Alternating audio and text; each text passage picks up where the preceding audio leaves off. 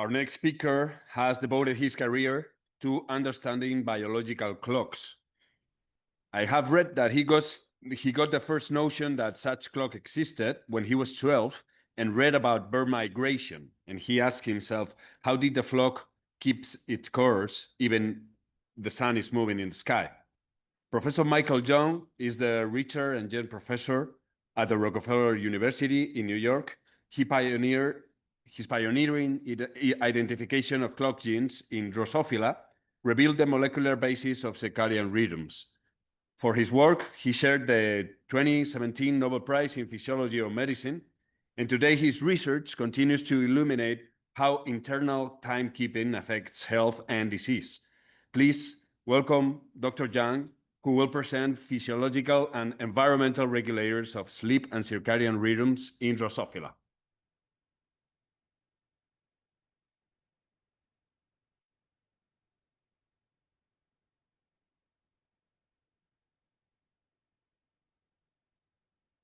Do I need to press this button? I think, sure. Great. So it's great to be back in Madrid. Over the years, I've been here many times for some of the most exciting scientific conferences I've ever attended. It started when I was very young. Many of us will remember the One March meetings, which are sadly no longer available, but truly outstanding scientific experiences here. This is the first time I've been to CBM as well. So it's wonderful to see that this tradition continues. So I'm going to be speaking, as was said, about sleep and circadian rhythms. And most of the focus today is going to be on sleep and what we've learned using a combination of mutations, that is genetic approaches, and physiological effects of sleep deprivation, which have given us some surprising views of regulation of sleep duration in the fly. So with regard to genetic approaches, the first thing I'll point out is we've looked at many, there are half a dozen or more sleep mutations that have been picked up in the fly, sleep duration mutations that have been picked up in the fly over the years. All of these diminish the length of time per day that the fly spends sleeping, but they don't affect circadian rhythms. So what you see at the top is a record of 5 days sleep pattern. In green is shown what a wild type fly would be doing. This is in constant darkness.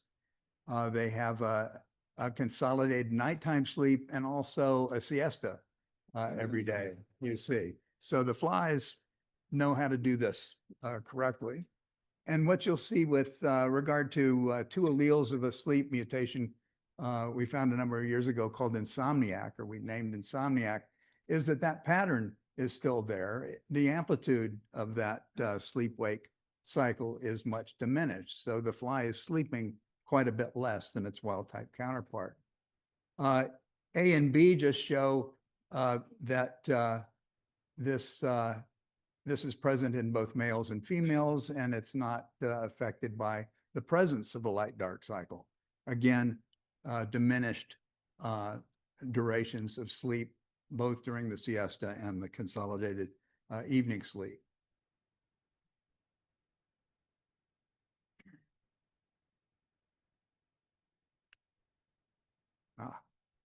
So this is a list of sleep duration mutants that we work with over time, that the fields work with over many years now. And what you look at this list and you say, there's nothing related about these components.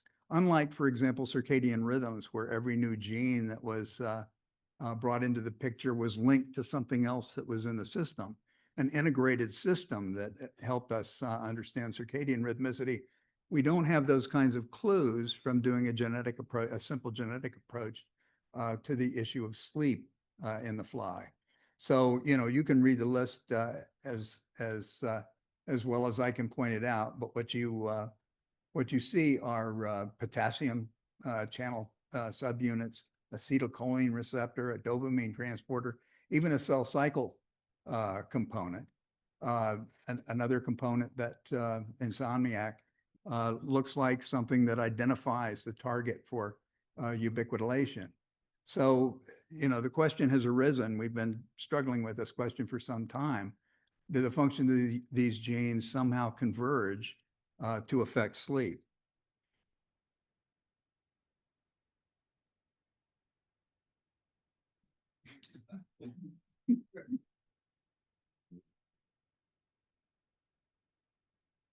Hit the keyboard, which I wrote here.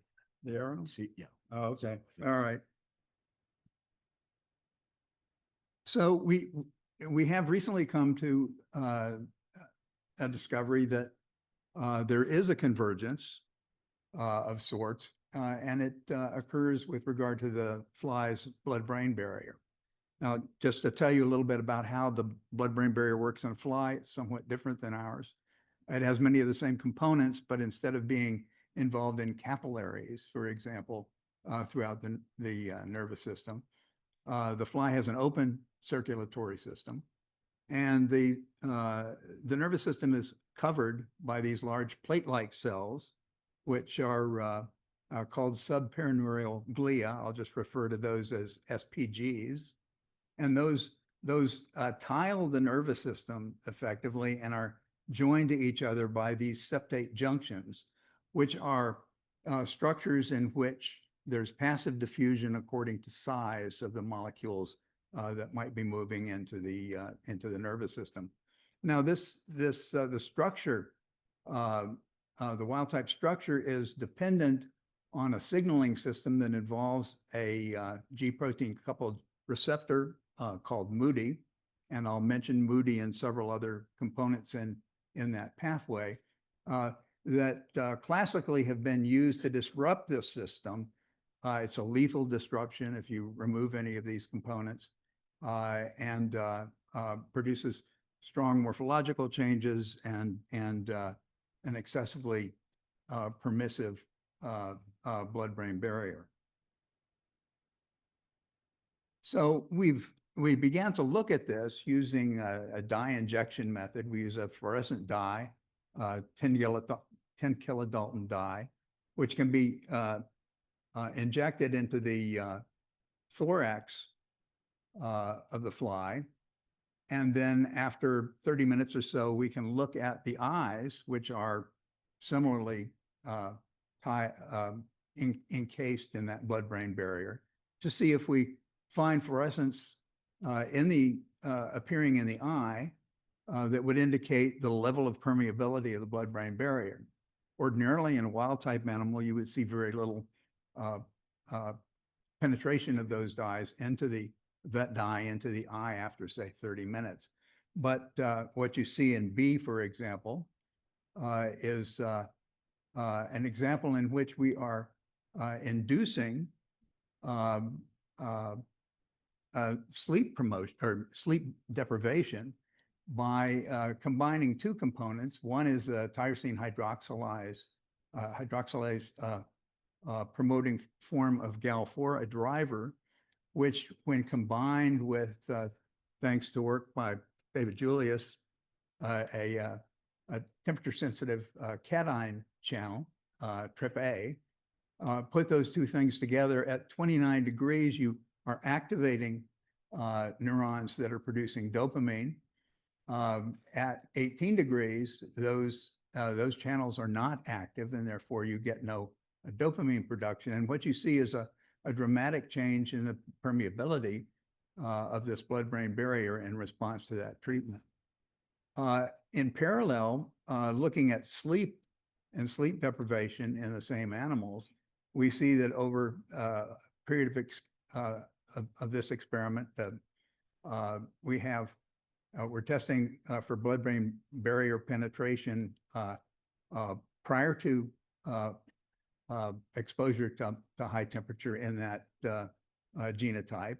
What you see here is that following a 29-degree treatment, sleep is almost completely eliminated in these flies. After returning to 18 degrees centigrade, we restore sleep, and that recovery is shown down here in histogram form.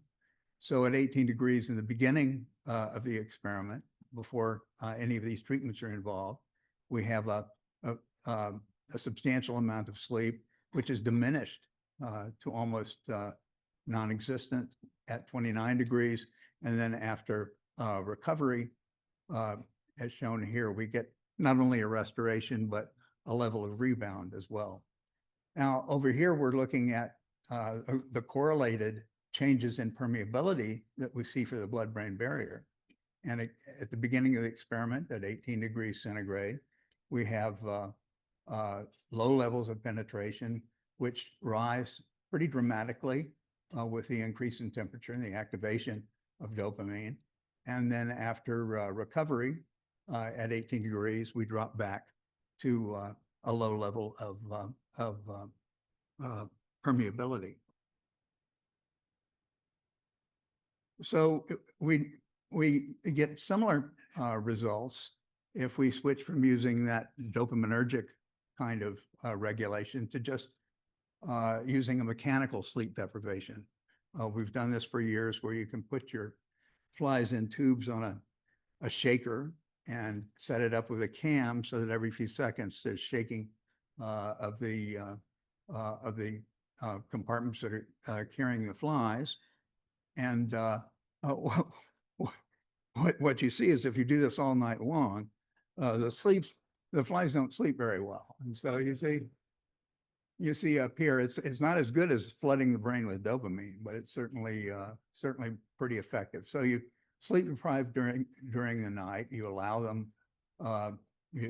You don't need to shake them during the day, but for 3 successive days, you're providing a vibrating platform. And then we stop that harassment of the flies and let them continue on their way for several days. And what you see over here are the effects on sleep. So 1, 2, 3 nights of that significantly reduces sleep, as you saw. And even after a day of recovery, we get substantial increase restoration of sleep. That sleep restoration and sleep diminution is paralleled by permeability issues in the flies' blood-brain barrier. So after a single night of deprivation, we see a little bit of a small increase in permeability, 2 nights more, and 3 nights still more increase in permeability. And after a single day of relief from that mechanical sleep deprivation, we get, again, a closing of this barrier and very little evidence of a hyperpermeability. And that can be seen here in these quantitative treatments of fluorescence. Now, since we were getting these pretty dramatic changes in permeability of the fly's blood-brain barrier, we thought there are many drugs that we would like to get into the brain. Certainly, and these are well known, and we thought, if we can increase permeability in this way, can we increase access to important treatments? So penicillin and vancomycin are both used, I believe, for meningitis treatments, vinblastine for treating certain types of brain cancers, and prazosin, I believe, is an anxiety reducing compound. And what you see here is with mechanical sleep deprivation, 3 nights of mechanical sleep deprivation in each of these cases, we get a substantial increase in the penetration of these drugs. And again, the quantitative analysis of that same experiment is shown over here.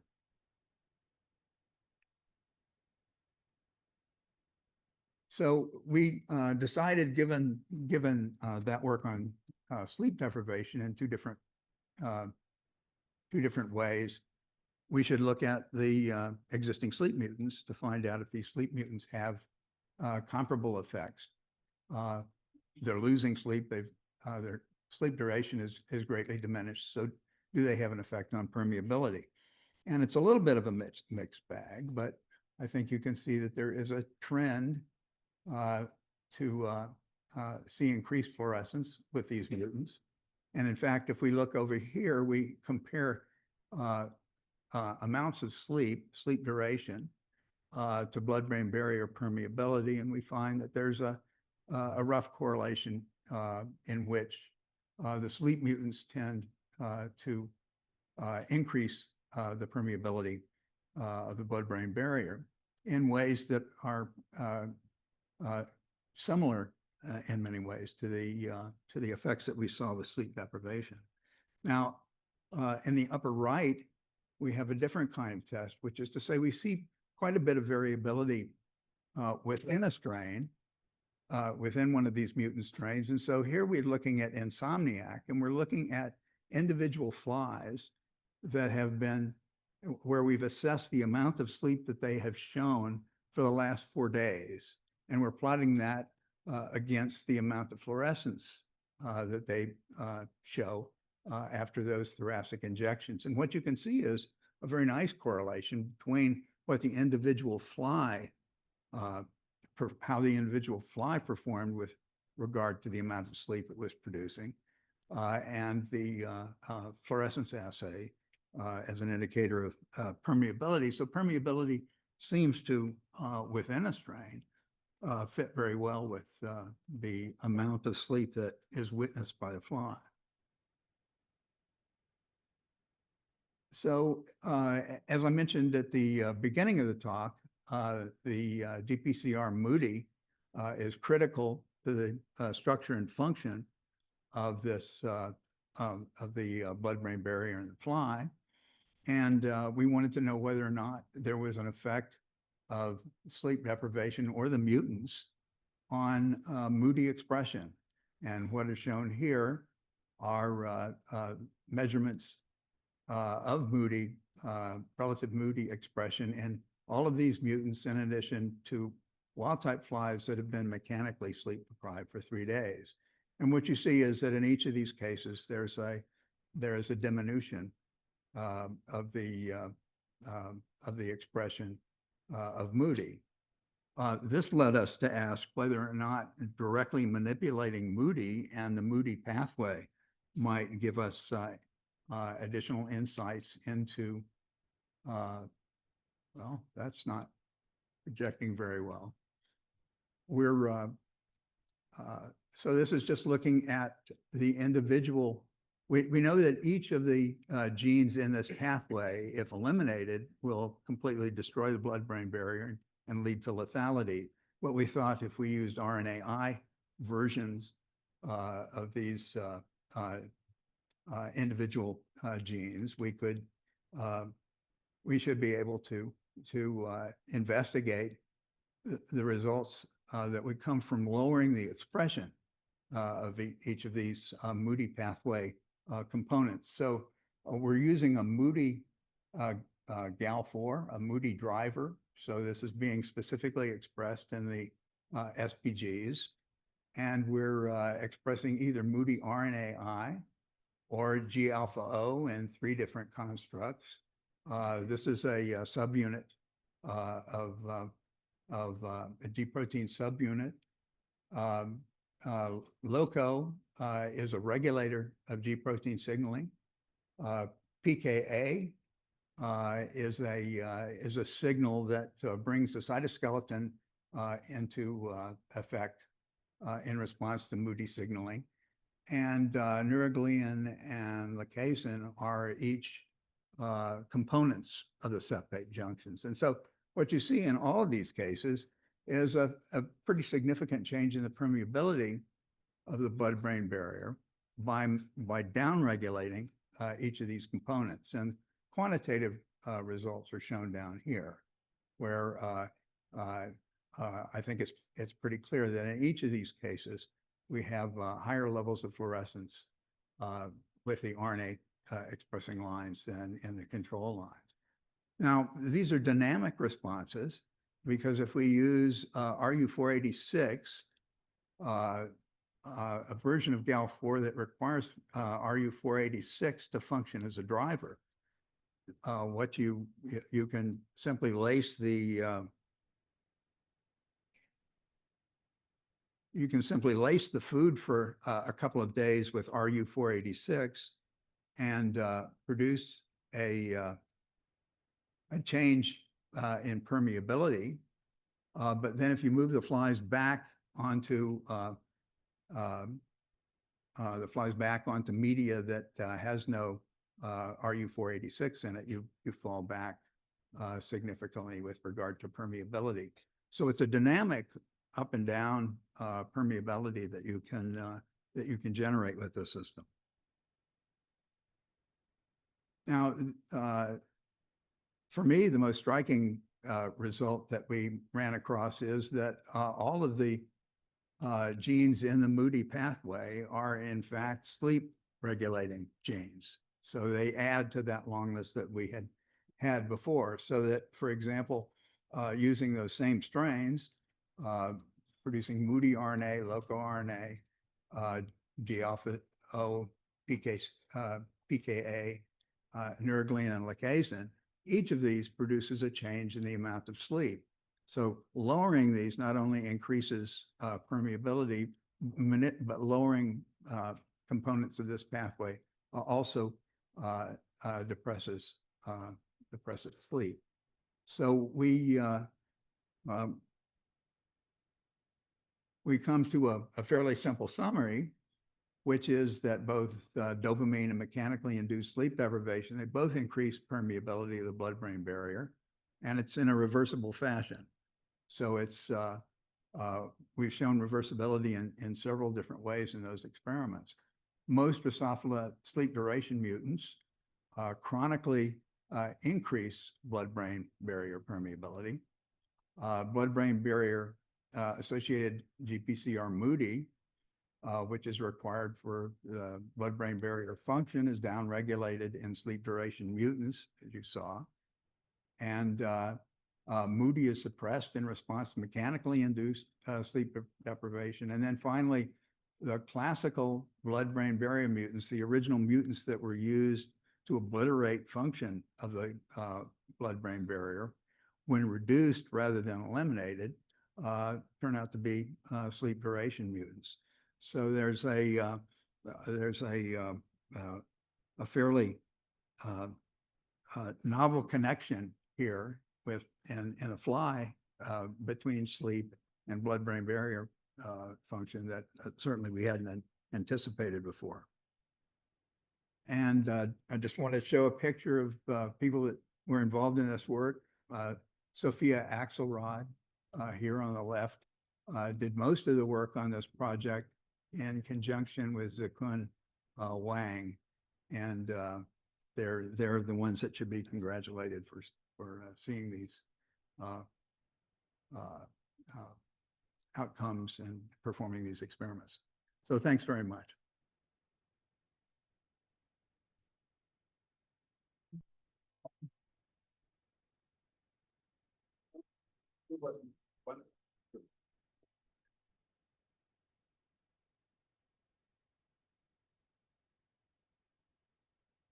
Mike, I was going to ask you, you know, in mammals, there's thought to be a role of sleep in regulating the Lymphatics. fluids Lymphatics, yeah. and, you know, cleaning out the lymphatic system. Yeah.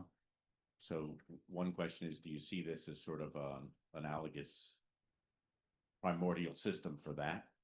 And the other one is, for some of the genes, that the new ones you've identified, like potassium channels, are they expressed in this structure or somewhere else? Where do you think they play a role? Right. Well, for example, the GPCR Moody, which is an orphan receptor, still seems to have a fairly high similarity with a couple of different GPCRs in mammals. And we're doing some collaborative work to try to find out if any of those can actually substitute for Moody. With regard to lymphatics, of course, most of the studies of lymphatics about things that are getting out. getting rid of waste. And of course, we're just looking at what's getting in. I don't, it's an open circulatory system. So it's really, things that are lost may not require this, a system like lymphatics in the same way that a vertebrate would. I have a question. Yeah. The genes the genes corresponding to the mutants, are they less expressed when you have deprivation, mechanical deprivation? Well, Is the expression? right. We've only looked at Moody.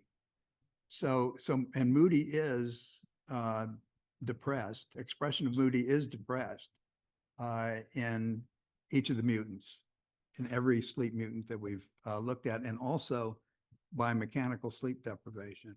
So we haven't looked at the other members of the pathway, but we have seen that if we deliberately manipulate the other members of the pathway, we get comparable effects on sleep. So we've done half of an experiment. Yeah, I was also thinking about this lymphatic system and wondering whether the changes in permeability you see are two-way. Do things get out as well as in? And what do you think is disrupting sleep? Something leaking out or something leaking in? No, this is an intriguing question. I was, for something like bipolar disorder, for example, sleep deprivation can improve mood. I mean, this has been known for quite a long time. So this sort of raises the question of if there is a mammalian analog to this kind of a system, is there something getting in or out that is fiddling with mood in an important way? So this is as much as we've got so far. Injected into the brain? No, we haven't. Yeah, we could inject into the eyes and ask that, but then you've created a break in the system. It's yeah. Hi. Oh, yeah. Talk. Yeah. Just to follow up a little bit on Michael's question, are there any other life stages where this occurs in the fly? Yeah. So in larvae, for example, if you're talking about developmental stages. No? You talked about the adult fly. If there's, you're looking at sleep, but there's obviously other functions going on. So in other words, do we see changes in permeability associated with other insults? Yeah. And so far, we just haven't tried to do that kind of a broad-based assessment. And of course, then you're going to have the problem of running back, are those things affecting sleep in addition to whatever your chosen target is? So I just don't know. Yeah.